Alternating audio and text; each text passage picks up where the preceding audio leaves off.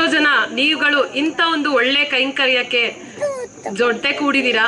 So ನಿಮ್ಮ ಅನುಪಸ್ಥಿತಿಯಲ್ಲಿರ್ಬೋದು ಅಥವಾ ಉಪಸ್ಥಿತಿಯಲ್ಲಿರ್ಬೋದು, ಕೆಲವರು ಇದ್ದೀರಾ, ಕೆಲವರು ಇಲ್ಲಿ ಬರೀ ಹೆಸರಿಗೆ ಇದ್ದೀರಾ. ಅಂಥವ್ರು ಎಲ್ಲಾರ್ಗು ನಾನು NRRWA ಪರವಾಗಿ ಮನಪೂರ್ವಕವಾದ ಸ್ವಾಗತವನ್ನ ಬಯಸ್ತಾ ಇದ್ದೀನಿ.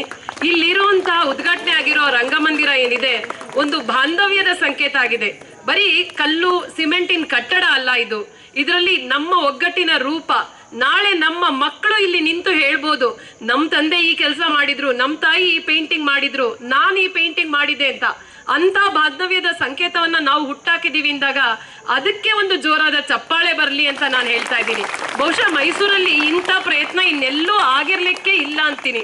ಯಾಕಂದ್ರೆ ನಾಗರಿಕರೇ ಸೇರಿ ಮಾಡಿರುವಂತಹ ನಮ್ಮವನ ಮತ್ತೆ ಅಪೋಲೋ ಸಹಯೋಗದೊಂದಿಗೆ ನಡೆದಿರುವಂತಹ ಬಯಲು ರಂಗಮಂದಿರ, ಇವೆರಡದಕ್ಕೂ ನಿಜವಾಗ್ಲೂ ನಾವು ನಿಮ್ಗೆಲ್ಲರಿಗೂ ಚಿರಋಣಿಗಳು. ಇದರ ಪರವಾಗಿ ನಮ್ಮ ಸಂಸದರಾದಂತಹ ಶ್ರೀಯುತ ಯದುವೀರವರು ನಿಮ್ಮನ್ನೆಲ್ಲ ಉದ್ದೇಶಿಸಿ 2 ಮಾತುಗಳನ್ನ ಆಡ್ಬೇಕಾಗಿದ್ದಾರೆ. ದಯವಿಟ್ಟು ಬನ್ನಿ ಸರ್.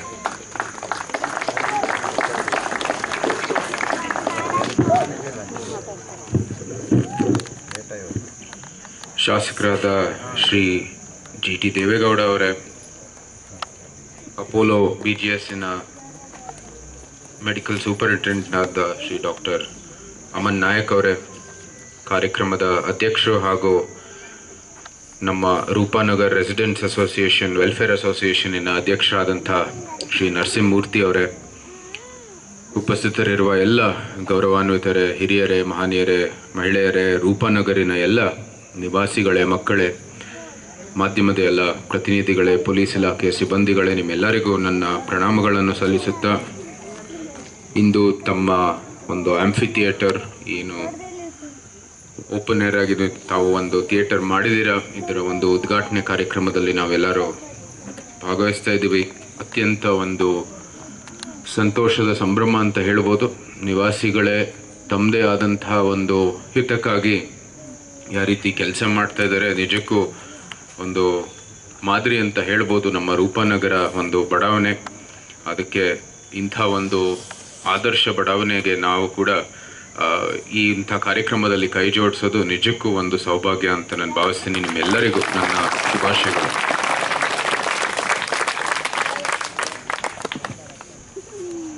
ಈಗಾಗಲೇ ಅಧಿಕೃತವಾಗಿ ಬಹುಶಃ ಮನವಿಯನ್ನು ಕೊಟ್ಟಿದ್ದಾರೆ, ಆದರೆ ನಾನೇ ತಗೊಂಡೆ. ಯಾಕೆಂದರೆ ಒಂದು ಸ್ವಲ್ಪ ಅದು ನಮ್ಮ ಭಾಷೆಯಲ್ಲೇ ನಾನೇ ಅದಕ್ಕೆ ಕೆಲವು ಉತ್ತರಗಳು ಕೊಡ್ಬೋದು. ಆಗಲೇ ನಮ್ಮ ರೂಪನಗರಿನ ಏನು ಸಂಕಷ್ಟಗಳಿದ್ದಾವೆ ಅದು ನಮಗೆ ನೇರವಾಗಿ ಗೊತ್ತಿದೆ. ನಿವಾಸಿಗಳು ಎಲ್ಲರಿಗೂ ನಮಗೆ ನೇರ ಸಂಪರ್ಕದಲ್ಲಿರೋ ಕಾರಣಕ್ಕೆ ಇದ್ರ ಜೊತೆಗೆ ಇವತ್ತು ಈ ಒಂದು ಪತ್ರದ ಮೂಲಕ ತಾವೆಲ್ಲರೂ ಮಂಡಿಸಿರುವಂಥದ್ದು ಎಲ್ಲ ಸಮಸ್ಯೆಗಳಿಗೂ ಕೂಡ ನಾವು ಆದಷ್ಟು ಶೀಘ್ರದಲ್ಲಿ ಒಂದು ಪರಿಹಾರ ತರೋ ದೃಷ್ಟಿಯಲ್ಲಿ ನಾವು ಕೆಲಸ ಮಾಡೋಣ. ಹೊರಚರಂಡಿ, ಒಳಚರಂಡಿ ಮತ್ತು ಏನು ಮುಖ್ಯ ರಸ್ತೆಯಲ್ಲಿ ಮಧ್ಯದಲ್ಲಿರುವ ಮೀಡಿಯನ್ನಲ್ಲಿ ಬೀದಿ ದೀಪಗಳು ಈ ಥರ ಇತ್ಯಾದಿ ಎಲ್ಲ ನಡೀತಾ ಇದೆ. ಮತ್ತು ಸೂಕ್ತವಾಗಿ ಜೈಪುರ ಪೊಲೀಸ್ ಠಾಣೆನೂ ಕೂಡ ಭಾಳ ದೂರದಲ್ಲಿದೆ ಅಂತ ತಾವು ಈ ಒಂದು ಪತ್ರದಲ್ಲಿ ಹೇಳಿದ್ದೀರಾ. ಅದೆಲ್ಲನೂ ಕೂಡ ಬಗೆಹರಿಸೋ ದೃಷ್ಟಿಯಲ್ಲಿ ನಾವು ಕೆಲಸ ಮಾಡೋಣ. ಒಂದಂತೂ ಸತ್ಯ, ಇವತ್ತು ಇದು ರಾಜಕೀಯ ವೇದಿಕೆ ಅಲ್ಲ ಮತ್ತು ನಾನು ರಾಜಕೀಯ ಮಾಡೋಕ್ಕೂ ಇಲ್ಲಿ ಬಂದಿಲ್ಲ. ಆದರೂ ಸಹ ಒಂದೆಲ್ಲನೂ ನಾವು ಗಮನಿಸಬೇಕಾಗಿರೋದು, ಸುಮಾರು ನಮ್ಮ ಮೈಸೂರು MCCಗೆ 65 - 20 ಕೋಟಿ ಏನು ಹಣ ಬರಬೇಕಾಗಿತ್ತು ನಮ್ಮ 15th ಫೈನಾನ್ಸ್ ಕಮಿಷನಲ್ಲಿ, ಅದು ಹಿಂದೆ ಹೋಗಿದೆ.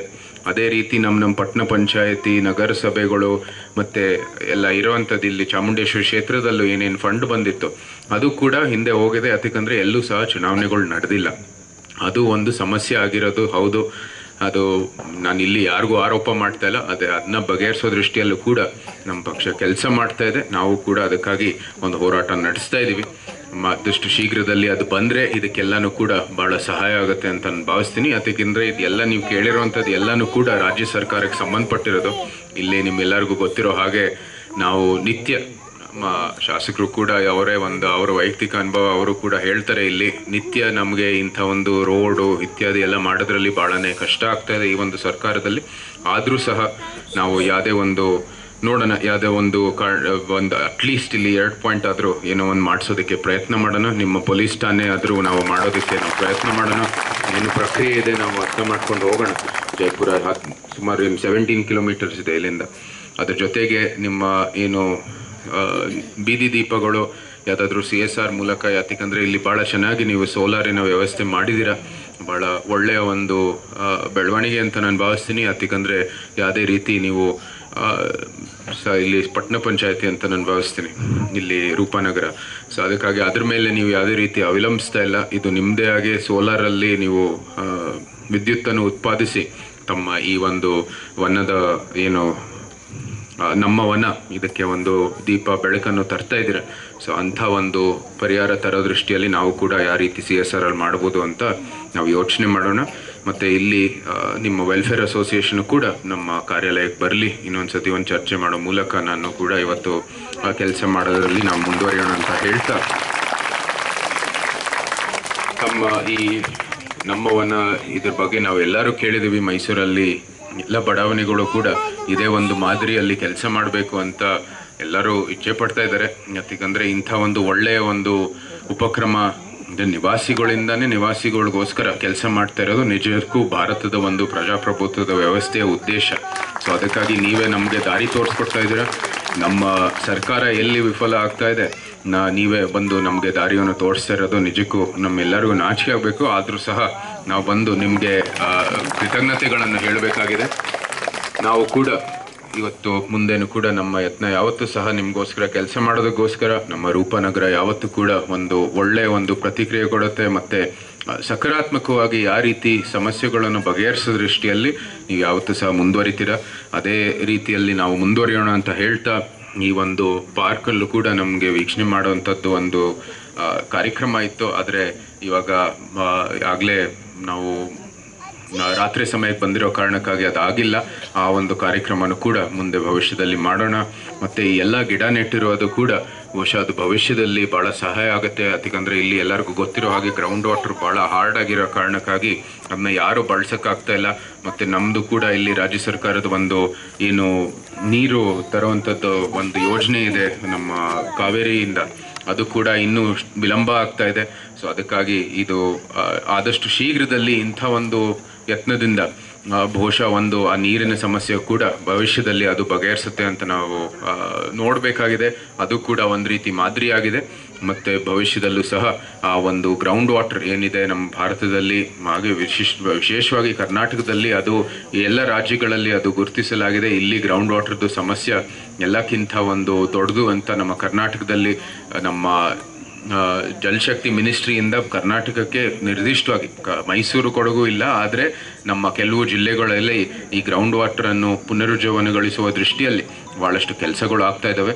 ಇಲ್ಲೂ ಕೂಡ ಅದನ್ನ ಯಾವ ರೀತಿ ನಿರ್ದಿಷ್ಟವಾಗಿ ಕೆಲವು ಪ್ರಾಜೆಕ್ಟ್ಗಳು ಇಲ್ಲಿ ತರ್ಬೋದು ಅಂತ ನಾವು ಚರ್ಚೆ ಮಾಡೋಣ. ನಮ್ಮ ಜಲಶಕ್ತಿ ಮಿನಿಸ್ಟ್ರಿನೂ ನಮ್ಮ ಒಂದು MOS ಇದ್ದಾರೆ ಸೋಮಣ್ಣ ಅವರು, ಅವ್ರ ಜೊತೆಗೆ ಚರ್ಚೆ ಮಾಡೋಣ ಮತ್ತು ಅವ್ರ ಗಮನಕ್ಕೂ ಕೂಡ ಇದು ತರೋಣ ಅಂತ ಹೇಳ್ತಾ, ಮತ್ತೊಮ್ಮೆ ನಿಮ್ಮೆಲ್ಲರಿಗೂ ಶುಭಾಶಯಗಳು. ಇಲ್ಲಿ ಹೇಳ್ತಾ ಇದ್ದಾರೆ ಪ್ರತಿ ಒಂದು ತಿಂಗಳು ಕೂಡ ಒಂದು ಚಟುವಟಿಕೆ ನಡೆಯುತ್ತೆ, ಕಾರ್ಯಕ್ರಮ ಆಗತ್ತೆ ಇಲ್ಲಿ ಅಂತ, ಕಲೆಯ ಪ್ರದರ್ಶನ ಆಗತ್ತೆ, ಮತ್ತು ನಂತರ ಯಾವ್ಯಾವ ಬೇರೆ ಬೇರೆ ಥರದ ಒಂದು ಪ್ರೋಗ್ರಾಮ್ಗಳನ್ನು ಮಾಡಿಸ್ಕೋತೀರ. ಇದೆಲ್ಲ ಒಳ್ಳೆಯ ಒಂದು ಬೆಳವಣಿಗೆ. ಮತ್ತು ನಿಜಕ್ಕೂ ನಾನು ಆಗಲೇ ಹೇಳಿದ್ದೀನಿ, ಮತ್ತೊಮ್ಮೆ ಹೇಳ್ತೀನಿ, ಒಂದು ಆದರ್ಶ ಬಡಾವಣೆ ನಿಜಕ್ಕೂ ನಮ್ಮ ರೂಪನಗರ. ಯಾವ ರೀತಿ ನಿವಾಸಿಗೋಸ್ಕರ ಕೆಲಸ ಮಾಡ್ತಾ ಇದ್ದಾರೆ ಅಂತ ನೀವೇ ದಾರಿ ತೋರಿಸ್ಕೊಟ್ಟಿದ್ದೀರಾ. ನಿಮಗೆ ಹೃತ್ಪೂರ್ವಕವಾದಂಥ ಶುಭಾಶಯಗಳು.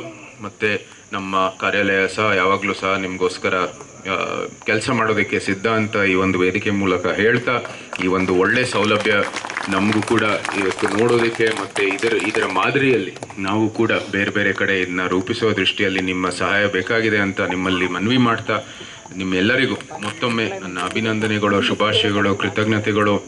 ಜೈ ಭಾರತ್ ಮಾತೆ, ಜೈ ಕರ್ನಾಟಕ.